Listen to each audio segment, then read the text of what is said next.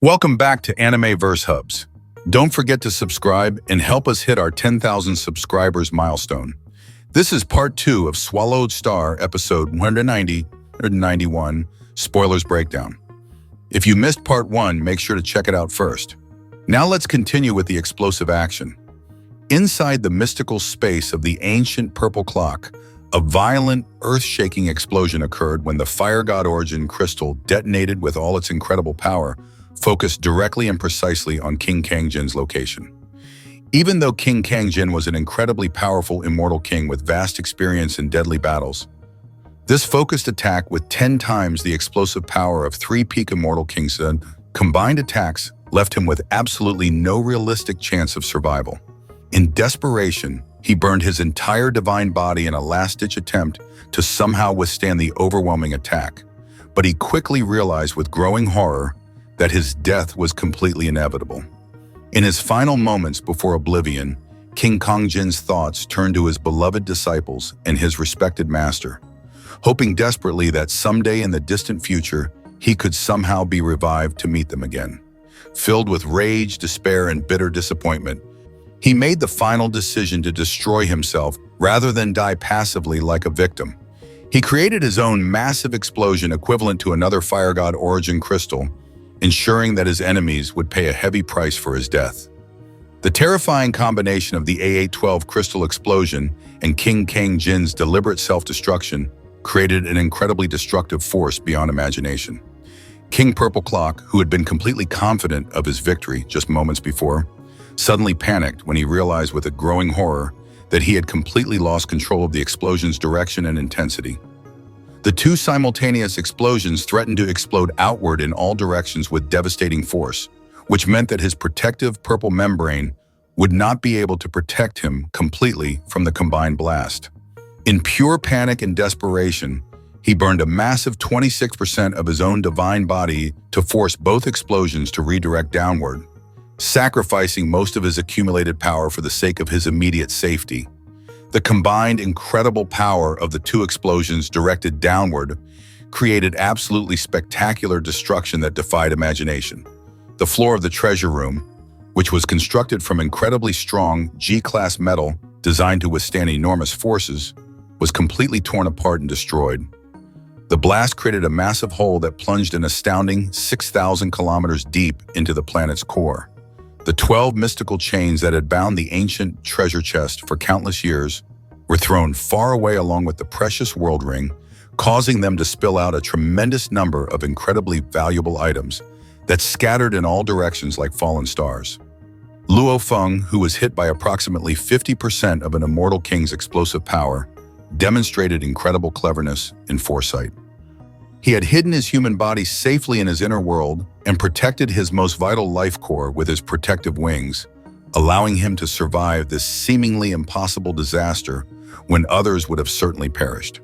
When the choking dust and debris finally began to settle after what felt like an eternity, King Purple Clock, who had lost a significant quarter of his total power, felt deeply satisfied that he had successfully obtained all the treasures from the dead intruders.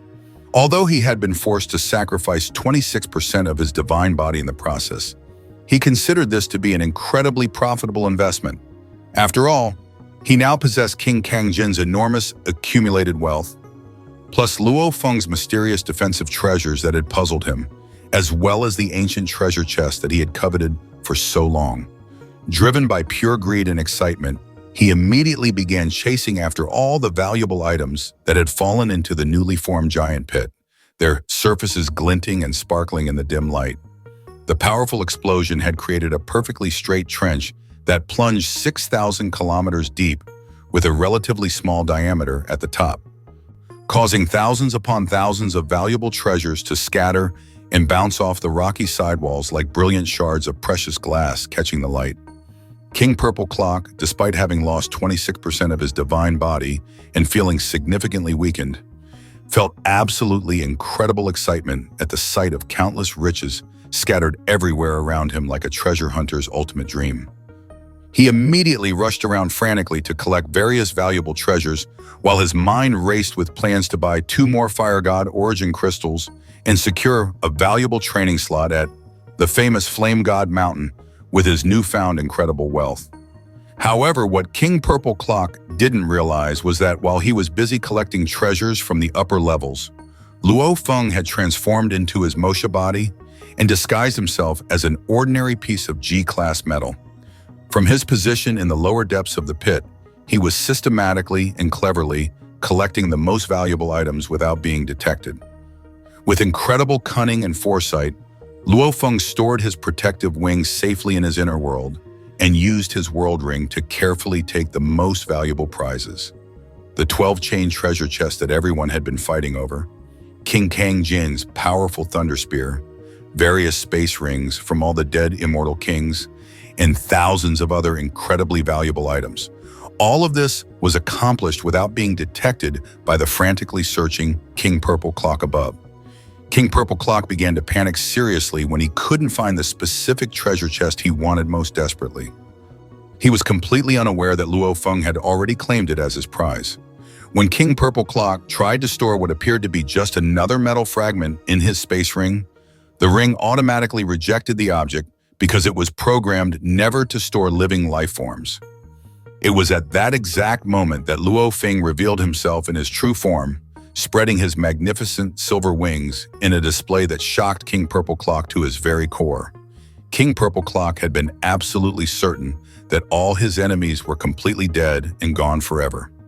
Back in the control room, the three remaining members of the Yanji race, Pupuerfroen, Ladimo, and Menbu, watched everything unfold with complete shock and amazement. The seemingly weakest human, who they had barely paid attention to before, had turned out to be the true winner of this entire deadly treasure hunt. They realized with growing dismay that the incredibly powerful explosion had not only completely destroyed the treasure room, but had also severely damaged 80% of their ancient tower's functionality, rendering their home nearly useless for future purposes. Although they felt deep disappointment about losing their physical treasures to these invaders, they were genuinely grateful that they had successfully secured their tribe's most precious legacy of techniques and ancient knowledge. Pupuerfroen, who had now become the new leader after Chuchika's heroic death, made the difficult decision to completely destroy the tower and return with his companions to their hidden god country.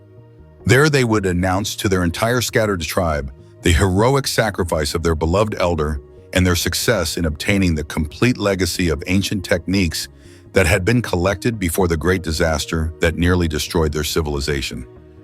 Although the entire tribe would grieve deeply for the loss of their respected leader, they all felt a renewed spirit and hope that they could rise again as a strong, proud race.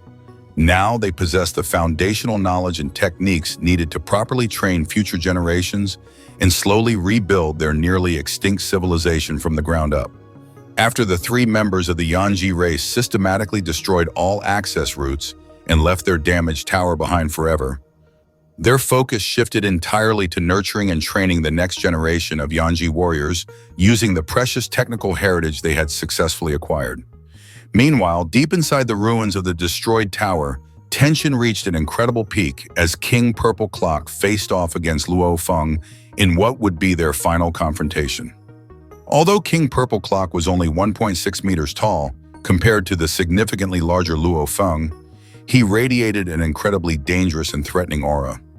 A glowing purple film covered the entire surface of his skin, making him appear almost supernatural in the dim light.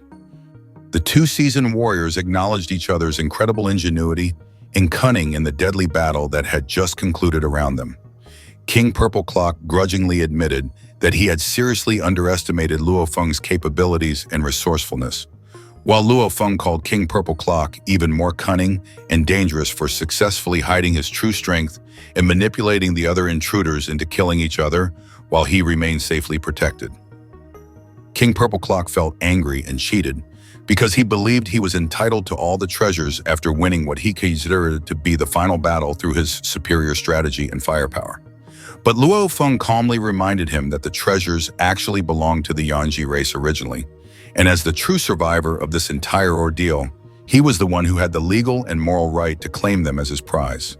When King Purple Clock attacked with desperate fury to reclaim what he considered his rightful treasure, Luo Feng used his superior speed and knowledge of the tower's layout to escape through the winding corridors like a ghost. King Purple Clock, who was severely injured and had lost a tremendous amount of his eternal energy, was completely unable to chase effectively through the maze-like passages. So Luo Feng successfully managed to exit the crumbling tower first, emerging into the bright daylight outside.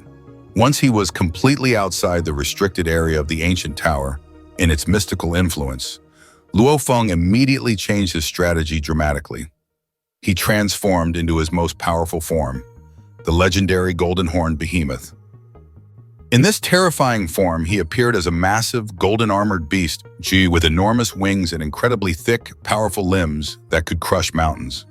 Luo Feng positioned himself strategically and waited with infinite patience in front of the tower's only exit, like a giant apex predator, waiting for small prey to emerge from their hiding place. When King Purple Clock finally appeared at the entrance and cautiously tried to scan the surrounding area to search for the human he believed had escaped, he was absolutely shocked and terrified to suddenly find himself face to face with a gigantic beast that immediately launched a devastating attack. Massive claws that could destroy space itself came crashing down toward him with incredible force. Although King Purple Clock quickly realized that this was an incredibly dangerous peak Immortal King-level creature, his severely weakened condition from the earlier battle made him completely unable to fight effectively against such a powerful opponent. After exchanging several desperate attacks and realizing that he absolutely could not win in his current injured state, King Purple Clock made the wise decision to teleport away as quickly as possible and flee to safety.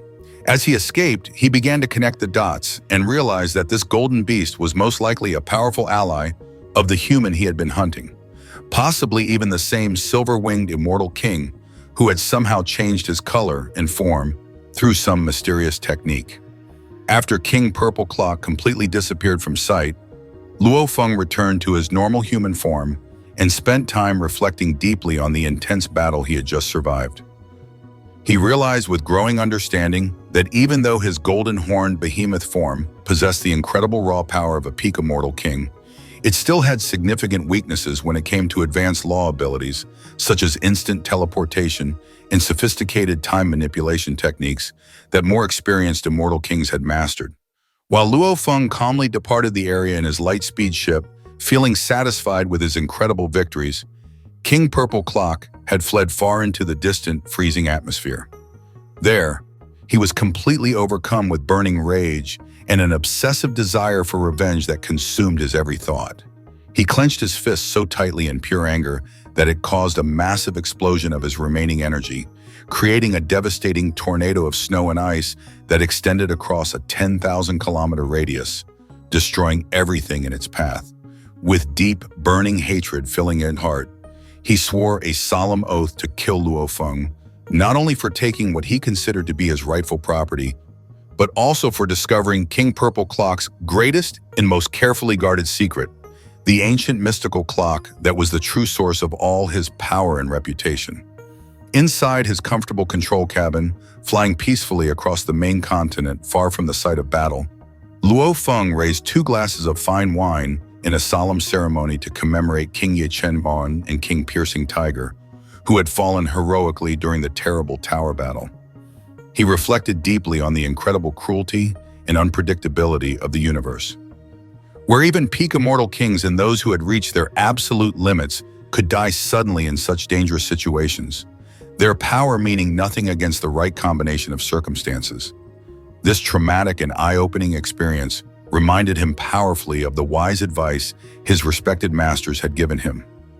Zhen Yan, the Chaos City Lord, and Huangbo's final message delivered through Babata had all emphasized the same crucial point: always respect the vast universe and never become arrogant or overconfident, no matter how powerful you become. Luo Feng realized with uncomfortable clarity that he had indeed been growing overconfident after obtaining his powerful wings and golden armor. The deadly battle in the tower had proven beyond any doubt that special environments could completely render teleportation and scanning techniques useless, leaving even the most powerful warriors vulnerable. The fact that King Cang Jin, who was incredibly skilled in the complex laws of time manipulation, had been defeated by King Purple Clock, who was actually significantly weaker in terms of raw power, served as a perfect example of how strategy and the right tools could overcome seemingly impossible odds. The simultaneous deaths of 5 powerful immortal kings served as an incredibly valuable lesson about the critical importance of maintaining constant vigilance in a universe that was filled with unexpected dangers lurking around every corner. Using his Mosha body's incredible natural cloning ability, Luo Feng transformed himself into a perfect replica of Chu Chi, complete with the appropriate identification token needed to fool the chest's advanced security system. The sophisticated scanning system carefully checked 2 critical things: the authenticity of the token and the specific life energy signature of the person attempting to open it. Thanks to the Mosha body's remarkable natural ability to perfectly mimic the life energy patterns of virtually any other race in the universe, Luo Feng successfully deceived the security measures and opened the ancient chest.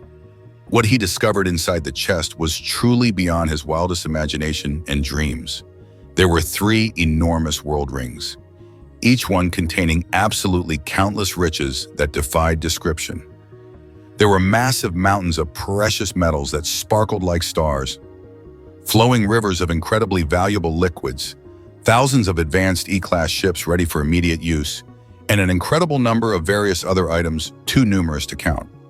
Unknown to Luo Feng at that moment, he had just acquired approximately 1% of the entire accumulated wealth of the once mighty Yanji race.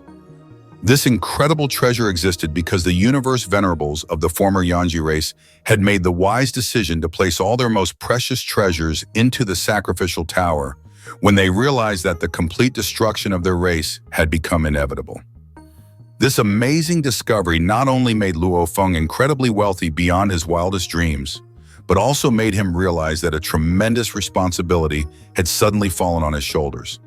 As the new heir to the wealth of a nearly extinct civilization, he would need to decide carefully how to use this incredible power. The 3 massive world rings contained treasures of vastly different levels, each one accompanied by a detailed message carved on a metal fragment that explained its contents and purpose. The first ring contained an enormous variety of treasures specifically designed for low-level Yanji warriors, world masters, domain masters, and fighters up to star level. The quantities were so massive that they could easily sustain future generations for trillions of years without running out. The second ring was specifically designed for immortal-level warriors who would need vast resources to explore the dangerous universe and search for new, safe places for their people to live and rebuild their civilization. However, the third ring contained the most surprising and valuable discovery of all. It held engraved weapons that represented the absolute highest achievement of the Yanji race's technological and mystical development. These universe-level venerable warriors of the Yanji race had spent thousands of years developing mysterious and powerful engraving techniques, creating fewer than 100 such engraved weapons throughout the entire known universe. The specific weapon that Luo Feng had obtained was called the Space Lock Band, a sleek black bracelet that appeared similar to his existing hazy star belt, but with incredibly powerful void engravings carved inside its structure. This revolutionary weapon could spread invisible, transparent engravings throughout an enormous area and completely lock down all the laws of space within that region, making teleportation absolutely impossible for anyone trapped within that area, regardless of their power level.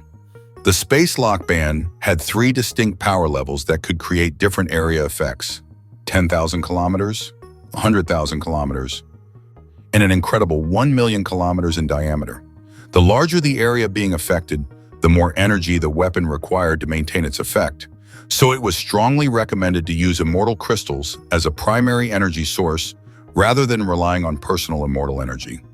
This weapon was absolutely perfect for warriors who specialized in time law manipulation, as it could completely paralyze an enemy's teleportation abilities while still allowing the user to freely manipulate time against their helpless opponents. With tremendous enthusiasm and excitement, Luo Feng immediately decided to test his incredible new weapon. He carefully attached the sleek bracelet to his left arm and inserted a Fire God Origin crystal worth 200 million points as the primary energy source for the device. When he activated the weapon at its lowest power level with a diameter of 10,000 kilometers, Transparent Yanji engravings immediately appeared throughout the surrounding area. The mystical patterns covered everything: the sky above, the mountains in the distance, the grass beneath his feet, and even the ground deep underground.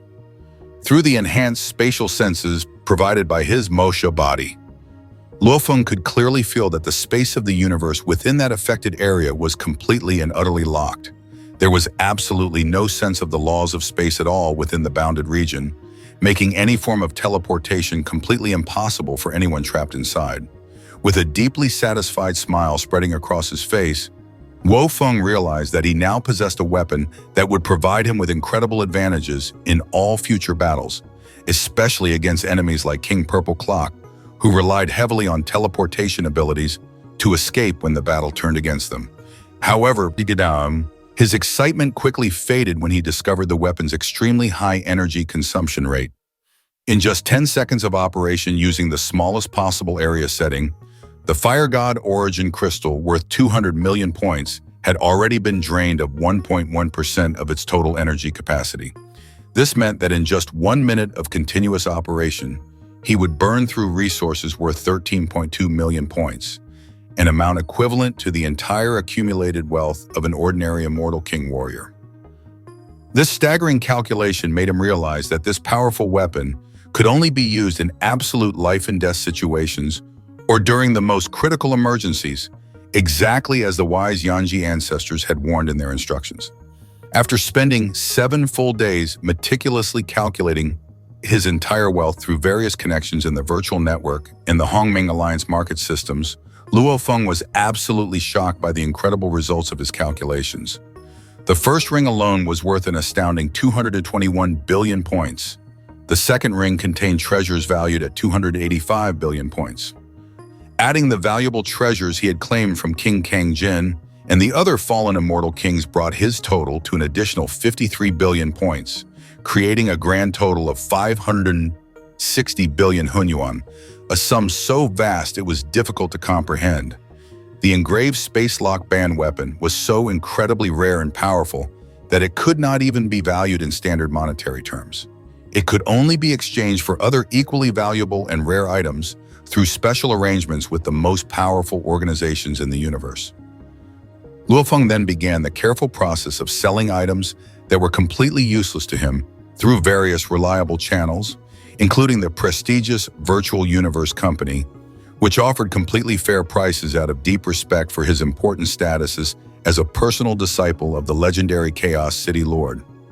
However, the joy and satisfaction of secretly selling his incredible treasures suddenly transformed into deep anxiety and concern when he received an unexpected letter from his friend Mona. The message asked specific questions about the Sacrificial Tower treasures he had supposedly obtained on the Yanji continent, indicating that somehow information about his success had leaked out. When Luo Feng met with the Immortal King Mona at a restaurant in the Hongmeng Alliance city, he learned some very disturbing news. Information about his treasure acquisition had somehow spread widely throughout the entire universe, creating a dangerous situation for him. This sensitive news had not only spread throughout the Yanji continent, but had even reached the legendary Star Tower, causing many greedy and powerful warriors to start targeting him as their next victim. Luo Feng immediately realized that only King Purple Clock could possibly have spread such detailed and accurate information about the tower's treasures and his role in obtaining them. Mona gave Luo Feng wise and practical advice based on his extensive experience. In the extraterritorial battlefield, which was filled with warriors from various aggressive races, Luo Feng had to be absolutely fierce and ruthless toward greedy soldiers who threatened him. He needed to make them genuinely afraid of challenging him. If he showed any weakness or hesitation, even more dangerous enemies would come to interfere with his plans and threaten his safety. Luo Feng made a firm decision that the time had finally come to carry out a true massacre, a real bloodbath that would clearly demonstrate his incredible strength and terrify other soldiers into not daring to interfere with him without extremely strong reasons. Meanwhile, back on the Yanji continent, the spreading news about the tower's incredible treasures had ignited dangerous fires throughout the entire region. Immortal kings of various races, including 2 automaton races that had formed a powerful alliance, prepared extensive hunting parties to track down Yang, Luo Feng's false identity, who they considered to be weak but somehow possessing extraordinary treasures that should belong to stronger warriors. Even the powerful Immortal surveillance networks were mobilized to continuously scan and search every corner of the continent for any trace of Yang. But despite their extensive efforts, they could not find him anywhere because Luo Feng had already safely returned to the heavily fortified military base number 26. King Purple Clock sat cross-legged in a dark, freezing ice cave, feeling increasingly anxious and frustrated because he could not locate Luo Feng anywhere. Even though the entire massive continent had been searched repeatedly by hundreds of warriors, the systematic search had covered every possible hiding place, yet somehow their target had completely vanished without a trace. He realized with growing concern that Luo Feng possessed great ambitions and strategic thinking. Most likely, Luo Feng was patiently waiting somewhere safe for the perfect opportunity to strike back, kill King Purple Clock, and claim his ancient mystical clock as the ultimate prize. King Purple Clock made the wise decision to prepare himself thoroughly using the nearly 100 billion yuan he had managed to collect from the scattered treasures. He knew with absolute certainty that when Luo Feng finally revealed himself and made his move, their final battle would be incredibly brutal and potentially decisive for both of their futures. Ironically, while the entire Yanji continent was frantically searching for him with armies of warriors, Luo Feng was comfortably relaxing in a warm, soothing pool at the secure military base number 26. The base's powerful defenses and neutral status made it impossible for enemy forces to attack him there, giving him complete peace of mind.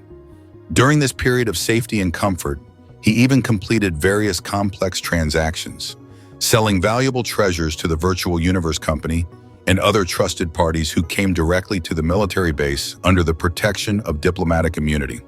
The base's secure environment allowed him to conduct business without fear of ambush or interference.